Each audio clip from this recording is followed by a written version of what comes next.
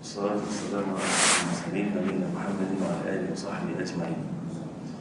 Inshallah ta'ala, in a few minutes we'll talk about two surahs, Surah Ibrahim and Surah Al-Hijr. And both surahs are Makki surahs. They were revealed in Mecca at a time when the Prophet ﷺ and the believers, the Sahaba radiallahu anhum, they were facing all types of difficulties from the disbelievers, calling them to worship Allah subhanahu wa ta'ala alone, and the sunnah of Allah subhanahu wa ta'ala, the way of Allah subhanahu wa ta'ala, that from one nation to the other, that once this call is there is the falsehood and the means of the falsehood to oppose the truth. So Allah subhanahu wa ta'ala revealed these surahs and others to strengthen the Prophet ﷺ and the companions radiallahu anhum and the ummah of the Prophet ﷺ to know the ways of Allah subhanahu wa ta'ala on earth, to know the purpose of one's existence, why we are on the earth, to worship Allah subhanahu wa ta'ala alone, with the comprehensive meaning of the worship of Allah subhanahu wa ta'ala in all of our affairs, and to extend our benefits to others by calling them to Allah subhanahu wa ta'ala alone. Surah Ibrahim, and of course the name of it is Ibrahim, Prophet Ibrahim alayhi salam, the father of the prophets, and his mention there in the story of Ibrahim alayhi salam with some details. But the main theme, if you look into the surah, of course there are many different benefits that you can learn from the surah, but you can see clearly this opposite, the truth and falsehood.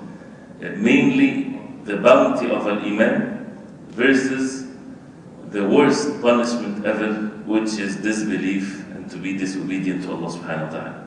And the contrast between both, so that the reciter of the Quran, if he is seeker of the truth, he will definitely choose to be among the people of Al-Iman.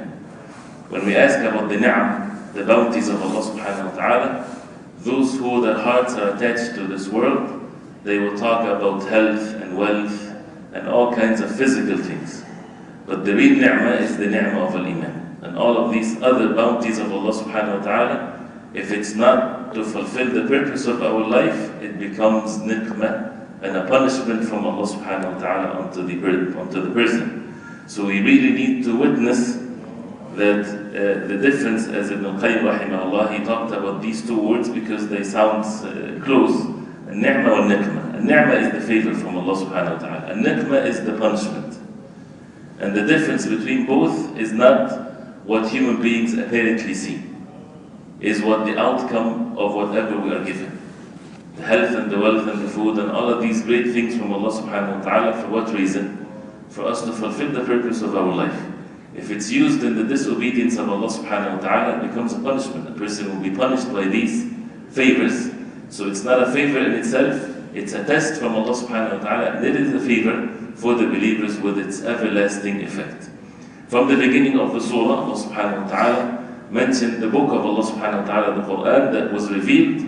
كِتَابٌ أَنزَلْنَاهُ إِلَيْكَ لِتُخْرِجَ النَّاسَ مِنَ الظُّلُمَاتِ إِلَى النُّورِ. It's a book that Allah subhanahu wa ta'ala brought down to get people out from the darknesses to the light. So this is the total difference between the falsehood and the truth. Total darkness, this is the falsehood, and darknesses, we know how to relate to darkness in this life. It's full of fear and miseries and all kinds of bad things. Opposite to what light is, where a person will be able to take one step after another to reach his destination in peace. And Allah subhanahu wa ta'ala after that mentioned about the disbelievers, those who الَّذِينَ يَسْتَحِبُّونَ الْحَيَاةَ الدُّنْيَا عَلَى الْآخِرَةِ, those who would love and are attached to this world over the hereafter. And they oppose the path of Allah subhanahu wa ta'ala. وَيَبْغُونَهَا عِوَجًا, and they seek what is crooked, not the straight path. Path of Allah subhanahu wa ta'ala. وَيَبْغُونَهَا عِوَجًا, and they seek what is crooked, not the straight path.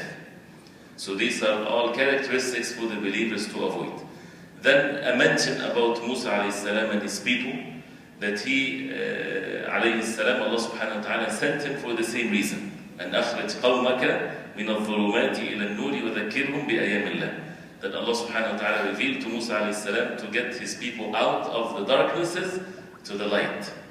So again, the perception, the perception of the human being reciting the Quran needs to be changed. Otherwise, a person will be deceived in this life.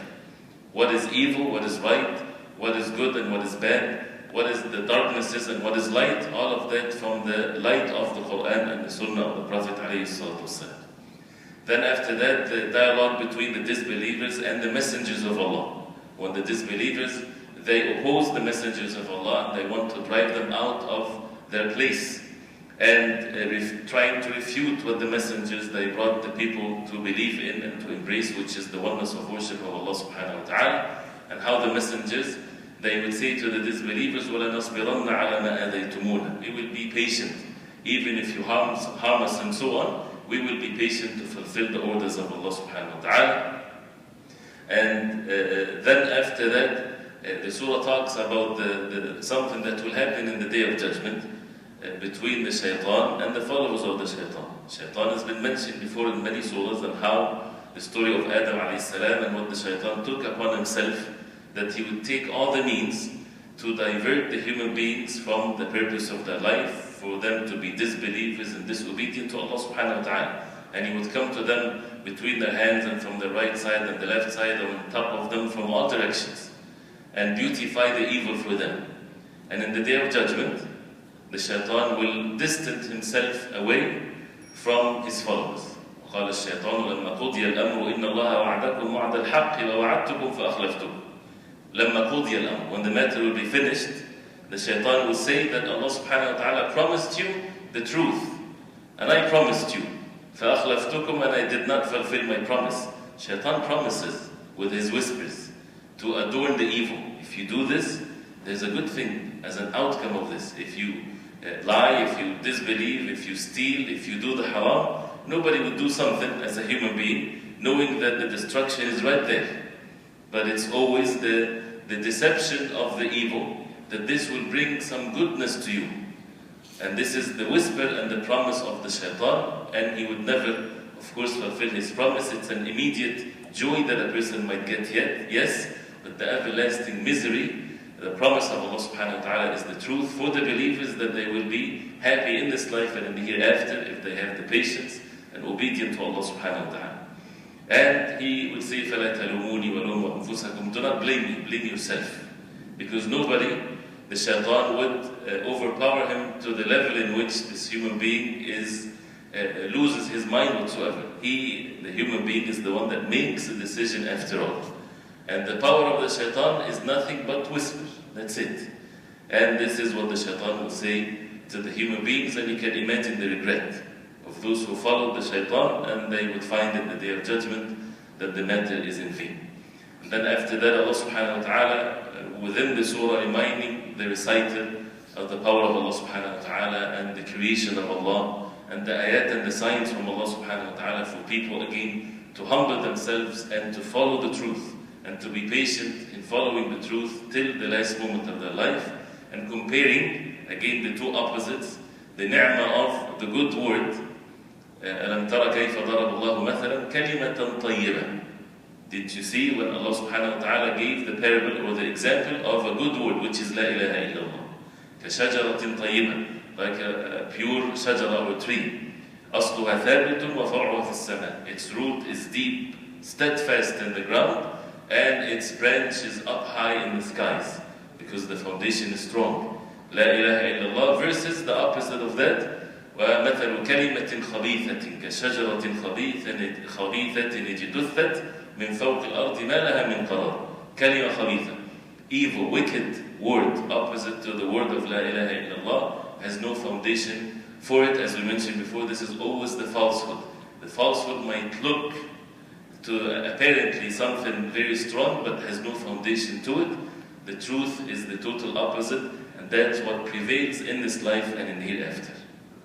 Also, Allah subhanahu wa ta'ala is saying to the Prophet alayhi salatu wasalam, أَلَمْ تَرَ الَّذِينَ بَدَّلُوا نِعْمَةَ اللَّهِ كُفْرًا وَأَحَلُّوا قَوْمَهُمْ دَارَ الْبَوَارِ. The ni'mah again and the opposite of it. Did you see those who exchanged the ni'mah of Allah subhanahu wa ta'ala, the favor of Allah subhanahu wa ta'ala, with kufr, with disbelief? And this can be true for the disbelievers and also for this ummah of the Prophet alayhi salatu wasalam.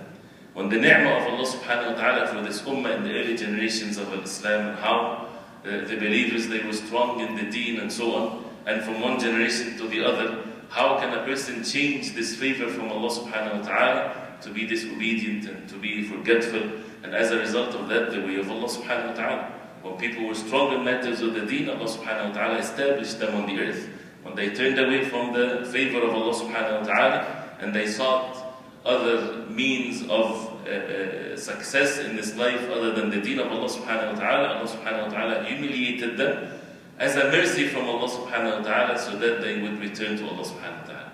So which even gives us another meaning, that the ni'mah of Allah subhanahu wa ta'ala, right, which is also mentioned in the surah about the favors of Allah subhanahu wa ta'ala, وَتَعُدُّ نِعْمَةَ اللَّهِ لَا تُحْصُوهَا. Before that, وَأَتَاكُم مِّن كُلِّ مَا سَأَلْتُمُوهُ. Allah subhanahu wa ta'ala gave you from everything that you ask for.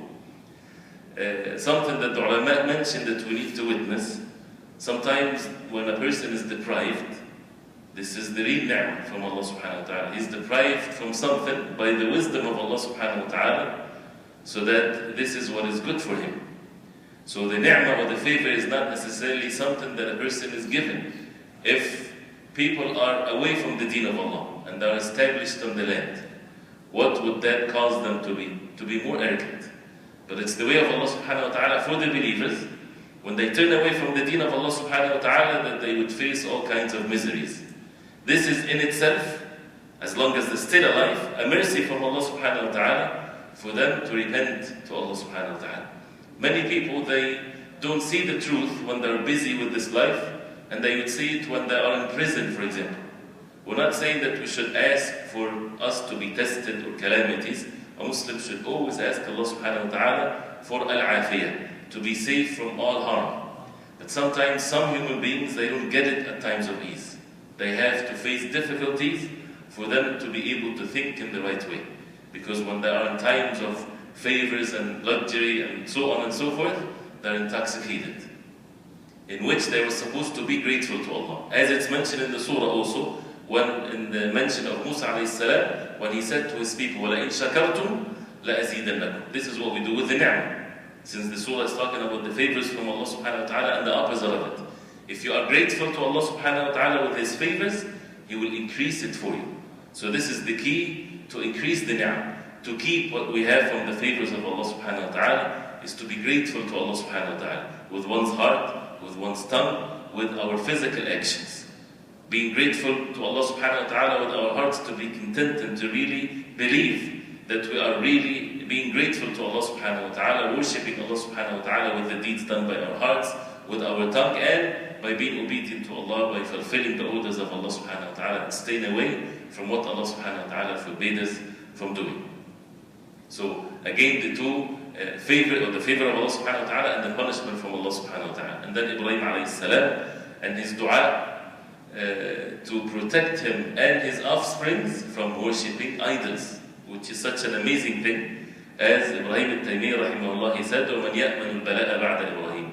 Who can guarantee al-bala or calamity after Ibrahim alayhi salam? If Ibrahim alayhi salam himself, right, the father of the prophets, those who came after him, and when the name of al-Tawheed is mentioned, you always mention Ibrahim alayhi salam and how he was one of the best of the messengers of Allah subhanahu wa ta'ala, and he would make dua to Allah subhanahu wa ta'ala, وَجُنُوبِنِي وَبَنِيَّ أَنْ نَعْبُدَ الْأَصْنَامِ. Oh Allah, protect me and my offsprings from worshipping the asnam, the idols. So that means we also have to have that fear away from shirk and disbelief, and never think that it's only a matter of intellect. It's not, I'm convinced this way, there's no way I'll be convinced, because it's a very silly thing when people would associate partners with Allah, right? But it's not just by one's intellect.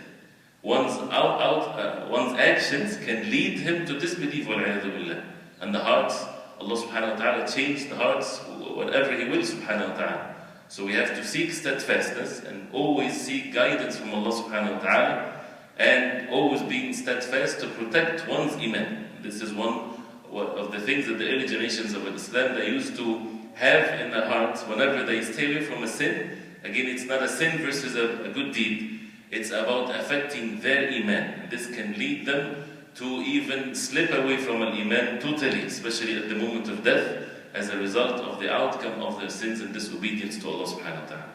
And then the end of the surah, the beautiful ayat in Surah Ibrahim to give the strength and the steadfastness to the believers when they're being opposed by the disbelievers and so on. Allah subhanahu wa ta'ala said to the Prophet sallallahu and to his ummah, لا تحسبن الله غافلا ولا تحسبن الله غافلا عما يعمل الظالمون. Do not count or do not think that Allah subhanahu wa ta'ala is heedless of what the zalimun, the transgressors and the disbelievers are doing. إنما نؤخرهم ليوم تشخص فيه الأبصار. Allah subhanahu wa ta'ala is giving them, delaying their account till the day of judgment. So the believers, when they see the falsehood is strong and having all means of power, and the believers are oppressed and so on, how is that when it's the messenger of Allah? The best man ever walked on the face of earth, and the disbelievers would do that to him. And the companions of Allah, the believers and so on.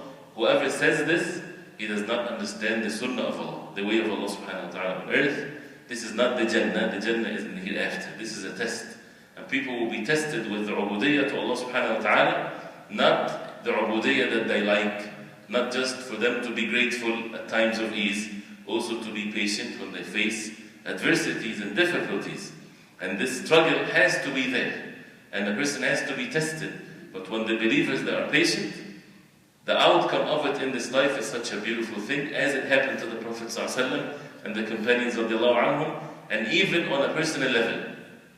If a person on his individual and personal level, he is tested with something, with a quality inside of him, right? And he is patiently trying to be obedient to Allah subhanahu wa ta'ala and fix a deficiency in himself. If he's patient and struggles with himself and goes through difficulties, the outcome is such a beautiful thing. So this is at all levels. Once a person is tested and he's patient and is seeking help from Allah subhanahu wa ta'ala, being steadfast on the truth, Allah subhanahu wa ta'ala will reward the person in this life and in the hereafter. Till the end of the surah, great ayat for strengthening the hearts of the believers, that the sunnah of Allah subhanahu wa ta'ala would never change. That the sunnah of Allah subhanahu wa ta'ala to give victory to the messengers of Allah and the followers of the messengers of Allah never change. But it's the struggle and the patience and the ubudiyyah to Allah subhanahu wa ta'ala that elevates the levels of the believers and put down the disbelievers in more and more punishment as a result of their transgression. And as one of the great wisdom behind it, when the hearts are not fully attached to Allah subhanahu wa ta'ala, the calamities keeps coming, so that the believers would fulfill the tawheed in the most perfect way. When the hearts are attached to Allah subhanahu wa ta'ala alone, when they turn to Allah subhanahu wa ta'ala for help, when they give up on all the means and the solutions and all the physical things that people think that can help them, when the hearts are attached to Allah subhanahu wa ta'ala alone, when they know that Allah subhanahu wa ta'ala is the one that is the bestower of all things and all favors, then the victory from Allah subhanahu wa ta'ala will come. And of course it doesn't mean that they don't take the means, they take the means again fully. But the hearts are not dependent whatsoever on anyone or anything except Allah subhanahu wa ta'ala. Too much, although it's never too much, and it's every verse needs, really, if we ponder over it, we will gain great benefits. But Surah Al-Hijr, and Al-Hijr is the place of the people of Thamud. And it was said Al-Hijr because of the stones they used to. Al-Hijr is the place of the people of Thamud. And it was said Al-Hijr because of the stones they used to make their houses in the mountains, and it's still present, Madain Salih, between Al-Medina and Syria, and how Allah subhanahu wa ta'ala gave them the strength and the ability to build their homes in the mountains and to carve it in the mountains. Right? And Al-Hijr means also something when it's isolated, or there's a boundary between a place and something else. Whether it's by Allah subhanahu wa ta'ala, like a mountain or a valley in the midst of, in between mountains. So this is literally what the word means. And the mention is in the surah. And the surah Al-Hijr also, like the previous surah Ibrahim, but here is more opposing the disbelievers when they mock the deen of Islam. When they would oppose the Prophet ﷺ and they say bad things about the deen of Allah subhanahu wa ta'ala, Allah subhanahu wa ta'ala refuting their cause and reminding the Prophet ﷺ and the Ummah that the protection is only from Allah subhanahu wa ta'ala.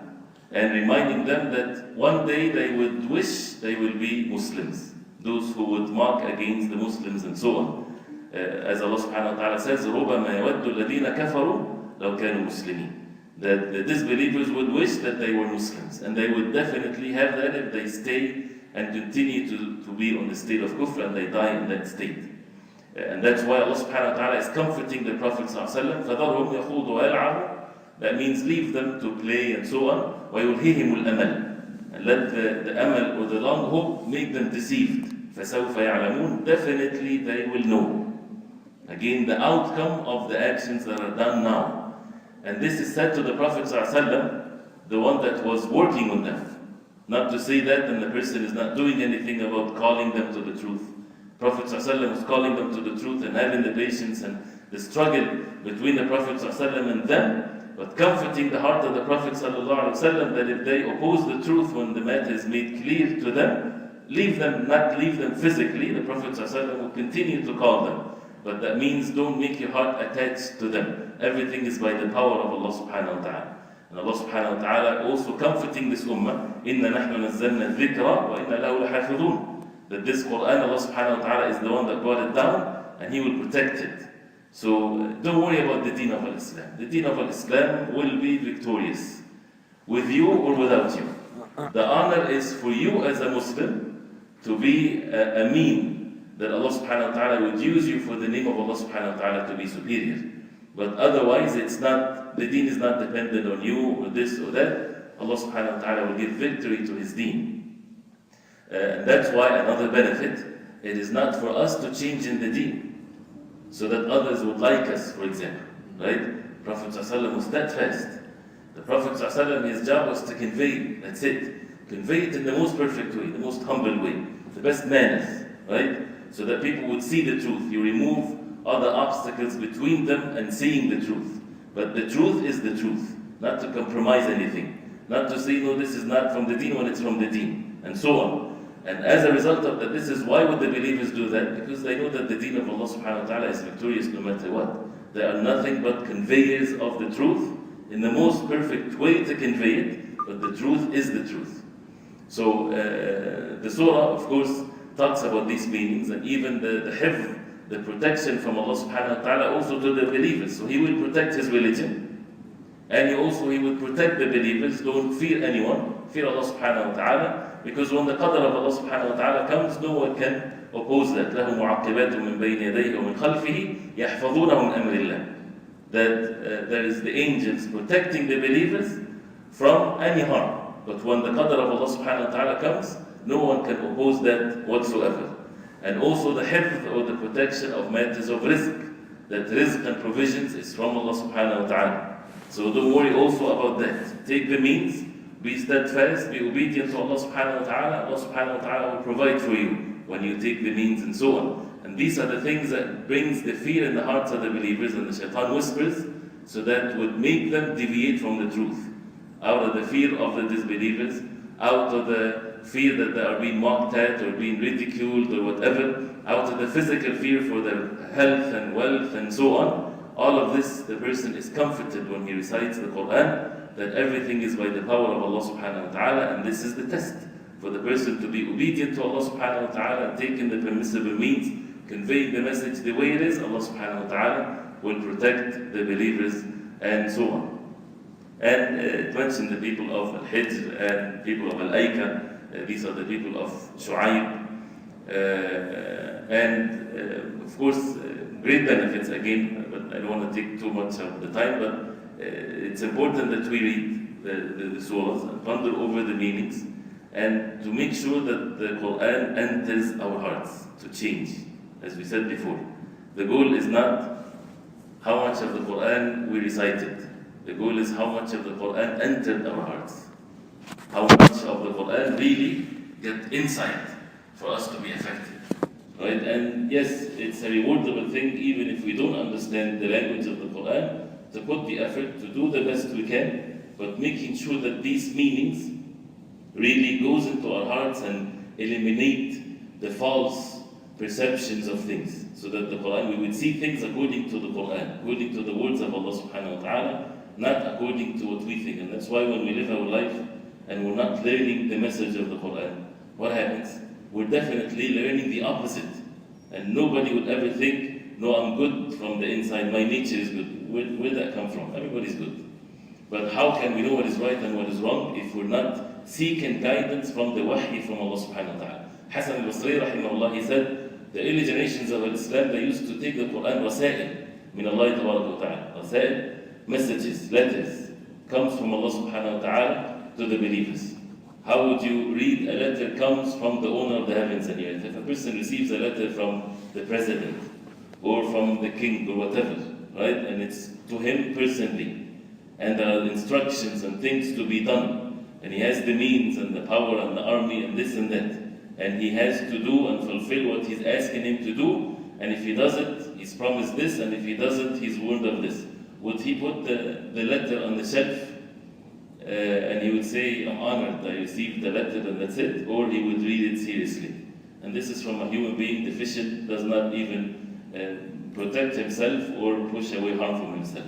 This is from Allah subhanahu wa ta'ala. The Quran is not a book that the Muslims are supposed to just seek some blessing by touching them, by touching the Quran. The Quran is a book to be recited, to be understood, for us to apply. And as you see, most of the time it's not ahkam, it's not halal and haram. It's all meanings that should be present in the heart, that shows in our actions and obedience to Allah subhanahu wa ta'ala. And once this is there, then the matter becomes easy by the will of Allah subhanahu wa ta'ala. We ask Allah subhanahu wa ta'ala to make us benefit from the Quran in the month of Ramadan and throughout our life.